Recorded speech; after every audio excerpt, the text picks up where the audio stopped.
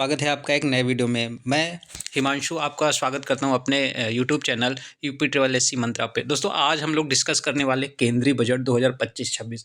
अभी जो भी एग्ज़ाम हमारे होने हैं फरवरी के पहले तक, चाहे वो जूनियर असिस्टेंट हो या फिर कोई एसएससी के हो, कुछ भी हो, फरवरी क्या मार्च अप्रैल तक, जब तक नया बजट नहीं पेश होगा और 1 महीने बाद जो भी एग्ज़ाम होंगे तब नया बजट पूछा जाता है। अभी हमारा क्या है, पुराना 2025-26 ही पूछा जाएगा। तो यहाँ से एक क्वेश्चन बनने की संभावना हमेशा बनी रहती है। तो आज हम लोग एकदम ईज़ी वे में, क्योंकि बजट बहुत लोगों को नहीं समझ में आता है, तो हम ईज़ी तरीके से बजट को समझने का प्रयास करेंगे। तो हमारे जितने भी यूपी ट्रिपल एससी के विद्यार्थी हैं, एसएससी के हैं या फिर किसी और एग्ज़ाम की जो तैयारी कर रहे हैं, वो इसको देख सकते हैं। तो चलिए स्टार्ट करते हैं बजट को। तो जो हमारा ये बजट है इसको हम लोग क्या बोलेंगे, 25-26 का बजट। ठीक है।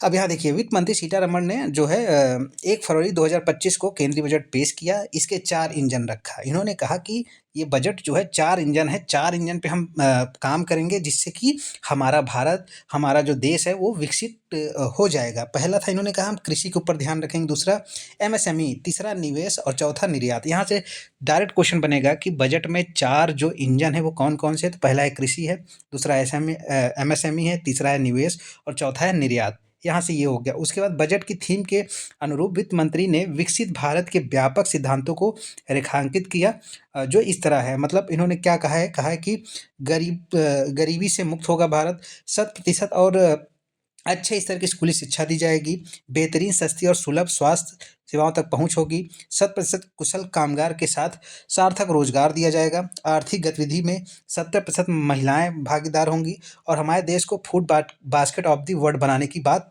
इस बजट में की गई है। तो अभी तक जो हमने देखा है हमारे लिए इंपॉर्टेंट है कि 4 इंजन याद रखिएगा, बार बार समझा रहा हूँ। 4 इंजन कौन कौन से हैं? कृषि, एमएसएमई, निवेश, निर्यात। ठीक है। अब हम बात करते हैं उसी में से पहले इंजन की। पहला इंजन जो हमारा कृषि है, तो कृषि से संबंधित जो इंजन है इसमें अब हम क्या क्या करेंगे, क्या क्या चीज़ें होगी। तो यहाँ दिया है कि प्रधानमंत्री धन धान कृषि योजना एक चलाई गई है। ठीक है, इसको सबसे इंपॉर्टेंट है, प्रधानमंत्री धन धान कृषि योजना 2025-26 के बजट में चलाई गई है। इसको 100 जिले, मतलब इसको शामिल किया गया है अभी, मतलब 100 जिलों में जहाँ कम उत्पादकता है वहाँ पे ये स्टार्ट की गई, जिसमें 1.7 करोड़ किसान लाभान्वित होंगे। दलहनों में आत्मनिर्भरता के लिए क्या किया गया है कि सरकार ने तूर व मसूर पर विशेष ध्यान देते हुए दलहन को आत्मनिर्भर बनाने के लिए 6 वर्षीय अभियान शुभारंभ किया है। किसान क्रेडिट कार्ड की बात करें तो 7.7 करोड़ किसानों के लिए ऋण की सीमा को सुविधाजनक बनाने के लिए 3 लाख रुपए से 5 लाख, अब जो पहले 3 लाख दिया जाता था किसान क्रेडिट कार्ड में, अब उसमें 5 लाख रुपए तक का लोन दिया जाएगा। फिर है कि उच्च उपज देने वाले बीजों पर राष्ट्रीय मिशन अब अनुसंधान को मजबूत करेंगे, मतलब रिसर्च को मजबूत करेंगे और 100 से अधिक उपज देने वाली जो कीट प्रतिरोधी बीज है उनकी जो किस्म है उसको विकसित की जाएगी और किसानों को उपलब्ध की जाएगी। अब यहाँ पे कुछ चीज़ें हैं कि कहाँ से कितना पैसा हमको प्राप्त होगा। ठीक है, बजट अनुमान की बात की गई है। अब यहाँ पे मैं बता दूं कि राजस्व प्राप्तियां जो है बताया गया, हमको ये वाला सेक्शन याद रखना है, वो पुराना है। ठीक है, हमको यहाँ सेक्शन से इस नए चीज़ों को हमको देखना है। ठीक है, यहाँ 25-26 की बात कर रहे हैं। तो राजस्व जो प्राप्तियां होंगी उसमें कहा गया है कि 34,20,000 इतना करोड़, ये पूरा जो है करोड़ में है। ठीक है, तो 34,20,409 करोड़ हमारा जो मिलेगा वो राजस्व प्राप्ति होगी। राजस्व प्राप्ति क्या होता है दोस्तों? पहले राजस्व प्राप्ति और पूंजी प्राप्ति मैं आपको समझा देता हूँ। जब सरकार को ब्याज मिले किसी चीज़ पे, जैसे रोड बना दिया, उस पे टोल टैक्स वसूल करके सरकार के पास जा रहा है, तो उससे जो प्राप्त आय होती है उसको राजस्व आय कहते हैं। पूँजी आय क्या होता है कि पूँजी से जो हमको, जैसे सरकार अपनी कोई पूँजी बेच दे, मतलब एलआईसी का कुछ हिस्सा बेच के अगर सरकार पूँजी प्राप्त करे तो ये पूँजी वाला आय हो जाएगा, पूँजी प्राप्ति हो जाएगी। ठीक है, ये याद रखिएगा। यहाँ ये चीज़ आपको समझाना था, मैंने समझा दिया। अब पूँजी आय जो पूँजी प्राप्ति वाली जो है वो 16,44,936 करोड़ रुपए की बात की गई है। कुल प्राप्तियां कितना है?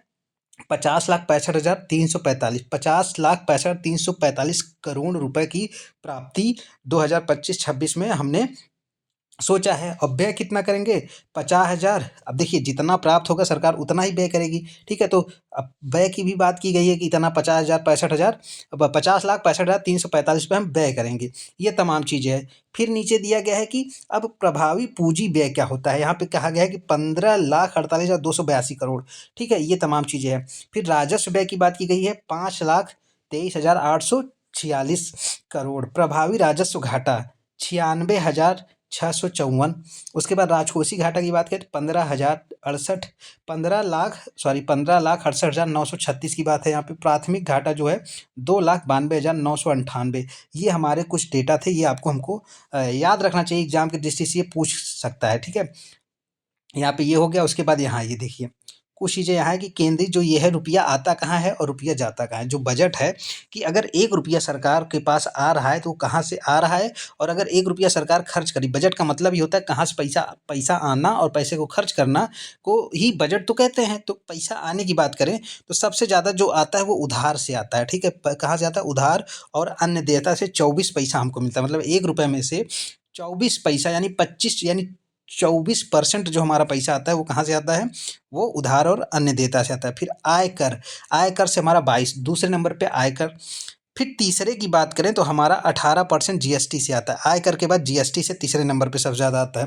पहला हमारा उधार है, दूसरा हमारा आयकर है, तीसरा हमारा जीएसटी है। जीएसटी के बाद 17% हमारा आता है निगम कर से, ठीक है। ये इतना चीज़ें आपको नहीं याद ना, 1-2 याद रखना है। और सबसे ज़्यादा जाता कहाँ है? तो सबसे ज़्यादा अगर पैसा देखें तो ब्याज की अदायगी, जो हम लोग लोन लेते हैं वर्ल्ड बैंक से या किसी और से, तो वहाँ सबसे ज़्यादा 20% पैसा हमारा वहाँ जाता है। फिर अगर हम बात कर दें तो दूसरा हिस्सा क्या है कि जो 22% के आसपास है वो हिस्सा है कि हिस्सा पेंशन व अन्य चीज़ों में जाता है। सॉरी, कर और शुल्क में राज्यों का हिस्सा, जो राज्य को पैसा देना होता है। केंद्र सरकार क्या करती है, बहुत सारे कर जो है ख़त्म कर दी, तो अब सरकार के पास जब पैसा आता है तो सरकार क्या करती है, राज्य सरकार को पैसा देती है। तो उसका दूसरे हिस्से पे पहला पे जो है कि वो ब्याज के लिए देती है, दूसरा वो राज्य सरकार को देती है। तो ये सबसे ज़्यादा पैसा केंद्र सरकार खर्च करती है, ठीक है। अब देखिए यहाँ सबसे ज़्यादा पैसा खर्च कहाँ हो रहा है। जो ये बजट बना है, कितने का बजट है? 50,65,345 करोड़। सबसे इम्पोर्टेंट डेटा याद रख लीजिए कि जो 2025-26 का बजट है उसमें कितने कितने का बजट है? तो 50,65,345 करोड़ का ये बजट है, ठीक। अब सरकार कहाँ कैसे खर्च होगा केंद्र सरकार का बजट, ये बात की गई। तो ब्याज देने में हमने कहा सबसे ज़्यादा पैसा खर्च होता है ब्याज देने में। तो यहाँ पे 12,76,000 समथिंग करोड़ रुपए आपको ब्याज में दी जाए। परिवहन, तो ब्याज का छोड़ के हमको याद रखना है सबसे ज़्यादा खर्च कहाँ हो रहा है? परिवहन में, फिर रक्षा में, फिर सब सब्सिडी में, फिर पेंशन में, फिर ग्रामीण विकास में। देखिए ये डेटा आपको याद रखना चाहिए, लेकिन कुछ कुछ आपको याद रखना है।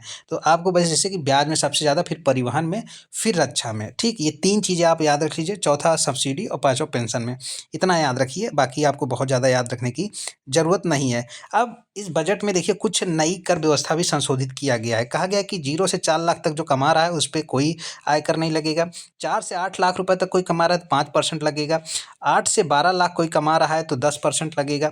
उसके बाद कह रहे हैं कि 12 से 16 लाख कोई कमा रहा है तो 15%, 16 से 20 लाख तो 20%, और 20 से 24 लाख कमा रहा है तो 25%, और 24 लाख रुपए से कोई अधिक कमाता है तो 30%। मतलब अपने भारत में 30% आयकर मैक्सिमम है, ये याद रखिएगा। 4 लाख तक की जो है वहाँ पे 0 से 4 तक कोई नहीं लगता है, ठीक। 4 से फिर तुम्हारा 8 लाख है 5%, फिर 10%, 5-5 के गैप पे चीज़ें बढ़ती रहती है। ये है हमारा ऐसे हमारा ये बजट का डेटा है। जैसे कि हमने ये इतना डिस्कस कर लिया, अब है कि घाटे की प्रवृत्ति। अब मतलब जीडीपी में प्रतिशत वाइज हमको यहाँ पे घाटा देखना है। तो जैसे राजकोषीय घाटा जो है वो कितने का है? 15,69,000, यानी जीडीपी का 4.4% हमको घाटा होने वाला है राजकोषीय घाटा। प्रभावी घाटा हमारा जो राजस्व घाटा होगा वो 1.5%। प्राथमिक घाटा जो है वो 0.8%, और प्रभावी राजस्व घाटा जो है 0.3%। तो यही कभी कभी मुझे राजकोषीय घाटा कितना है 2025-26 में, तो हमारा है 4.4%। यहाँ से आपको ये डेटा याद रखना है। अब यहाँ याद रखना है आपको, ये अभी हम बात करें पहले इंजन की, जो कि हमारा था कृषि। कपास की उत्पादकता बढ़ाने के लिए भी बात की गई है कि कपास में सुधार लाएंगे, और गुणवत्ता सुधार लाने के लिए 5 वर्षों में पहल की गई कपास के लिए। दूसरा, बिहार में मखाना बोर्ड। सबसे इंपॉर्टेंट क्वेश्चन है कि बिहार में इन्होंने मखाना बोर्ड की स्थापना कर दी है। ये है मत्स्य विकास के लिए इन्होंने कहा है कि विशेष आर्थिक क्षेत्र बनाएंगे, और अंडमान निकोबार लक्षद्वीप में इस पे मुख्य फोकस किया जाएगा। असम में यूरिया संयंत्र की स्थापना की जाएगी।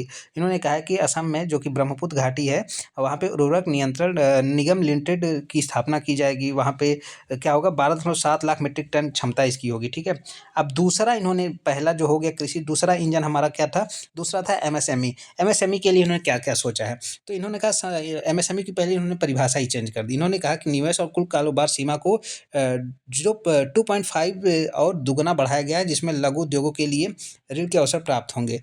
इन्होंने कहा सूक्ष्म उद्यम के लिए 10 लाख, सूक्ष्म उद्योगों के लिए 5 लाख रुपए की ऋण सुविधा उपलब्ध होगी। उसके बाद एमएसएमई के लिए ऋण कवर, इन्होंने कहा है कि गारंटी कवर 5 करोड़ रुपए से बढ़ाकर 10 करोड़ कर दी गई है। चमड़ा और फुटवियरों के लिए जो है फोकस प्रोडक्ट स्कीम लाई है। 22 लाख रोजगार देंगे, 4 करोड़ रुपए का राजस्व और 1.1 करोड़ का रुपए से अधिक निर्यात किया जाएगा। ये तमाम चीज़ें। खिलौना क्षेत्र को विकसित करेंगे, ये बात की गई कि जो भारत चाइना ढेर सारे करता है, भारत खुद ही बनाएगा अपने यहाँ खिलौना। राष्ट्रीय खाद्य प्रौद्योगिकी संस्थान, बिहार में राष्ट्रीय खाद्य प्रौद्योगिकी जो है इसकी स्थापना की जाएगी। ठीक है, ये स्टार्टअप के लिए फंड एंड फंड्स, इसको ये भी व्यवस्था की गई है। अब तीसरा इंजन है निवेश। शहरी चुनौती की निधि, ये तमाम इस शहर वहर के लिए विकसित किया जाएगा। इसमें कह रहे हैं 1 लाख करोड़ रुपए का आवंटन किया गया है और ये तमाम चीज़ें हैं। ठीक है, शहर को विकसित करने के लिए। फिर इन्होंने क्या है कि जल जीवन मिशन का है। जल जीवन मिशन के लिए इन्होंने 67,000 करोड़ रुपए दिया है, 67,000 करोड़ रुपए दिया है। ठीक है, और इस अवधि को बढ़ा के 2028 तक बढ़ा दिए हैं। समुद्री विकास निधि, इसके लिए उन्होंने 25,000 करोड़ रुपए दिया है और इसमें क्या होगा कि बंदरगाह का निर्माण होगा, जहाज वहाज का निर्माण करेंगे। आईआईटी का विस्तार, इन्होंने कहा है कि जो 6500 अतिरिक्त छात्र के लिए अब क्या होगा कि अच्छा आईआईटी भी बनाएंगे और देश की जिससे शिक्षा अच्छी हो सके। पीएम रिसर्च फेलोशिप, आईआईटी और आईआईएससी को उन्नत अनुसंधान के लिए उन्होंने 10,000 फेलोशिप देने की बात की है। उसके बाद डे केयर सेंटर की बात की गई है, डे केयर सेंटर बनाएंगे। इसमें कहा है कि अगले 3 वर्षों में सभी जिला अस्पताल स्थापित किए जाएंगे और 2025-26 में 200 सेंटर स्थापित किए जाएंगे, जिसमें कैंसर वैंसर जैसी चीज़ें वहाँ पे हो पाएगी, इलाज हो पाएगा। भारतीय भाषा पुस्तक योजना, इसमें क्या की गई है कि स्कूल और उच्च शिक्षा तक पहुँच बढ़ाने के क्रम में भारतीय भाषा में डिजिटल पुस्तक उपलब्ध कराई जाएगी। मतलब एक तरीके की अब ऑनलाइन आपको बुक्स प्रोवाइड कराने की बात की गई है। उड़ान क्षेत्रीय संपर्क योजना, जैसे कि आपको पता है उड़ान जो था कि लोगों को हवाई सुविधा प्रदान करना, उससे भी बात की गई है। बिहार ग्रीनफील्ड एयरपोर्ट बनाया जाएगा, ये बात की गई पटना में, बिहटा में। ठीक है, पश्चिमी कोसी नहर ईआरएम परियोजना की बात की है, मिथिलांचल बिहार में सिंचाई के लिए, ये तमाम बात की गई है। देख रहे हैं इस योजना में, इस बजट में बिहार के लिए कितना किया जा रहा है। अब आप समझ सकते हैं कि बिहार के लिए क्यों इतनी सरकार मेहरबान है। रोजगार आधारित विकास के लिए पर्यटन, देश भर में 50 प्रमुख पर्यटन स्थलों को राज्य के सहयोग से चैलेंज मोड के तहत विकसित करेगी। ये हो गया हमारा तीसरा इंजन। चौथा इंजन जो था हमारा था निर्यात संवर्धन मिशन। इसमें कहा गया कि क्षेत्रीय और मंत्रालयी लक्ष्यों के साथ एक निर्यात संवर्धन मिशन का शुभारंभ किया जाएगा, जिसमें वाणिज्य मंत्रालय, एमएसएमई मंत्रालय और वित्त मंत्रालय संयुक्त रूप से चलाया जाएगा। भारत ट्रेड नेट बीएनटी या एकीकृत डिजिटल प्लेटफॉर्म, जो कि अंतर्राष्ट्रीय व्यापार दस्तावेज यहाँ पे तमाम सुविधा उपलब्ध होगी।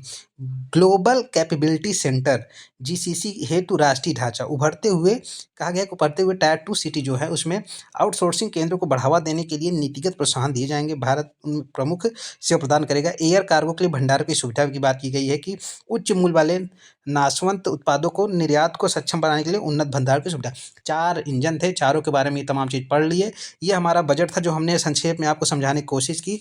हमको अभी यहाँ डेटा याद रखना है कि जो इस बार का बजट है, आप लोग कमेंट करके बताइए कितने लाख करोड़ का बजट है। लास्ट में जाते जाते ये क्वेश्चन आप हमको कमेंट में लिख के जाइएगा। तो ऐसी ही वीडियो आज आपके लिए बनाता रहूँगा। अगर आप चैनल पर नए हैं तो चैनल को सब्सक्राइब कर लीजिएगा, वीडियो को लाइक करिएगा, ज़्यादा से ज़्यादा शेयर करिएगा। मिलते हैं नेक्स्ट वीडियो में, तब तक के लिए जय हिंद।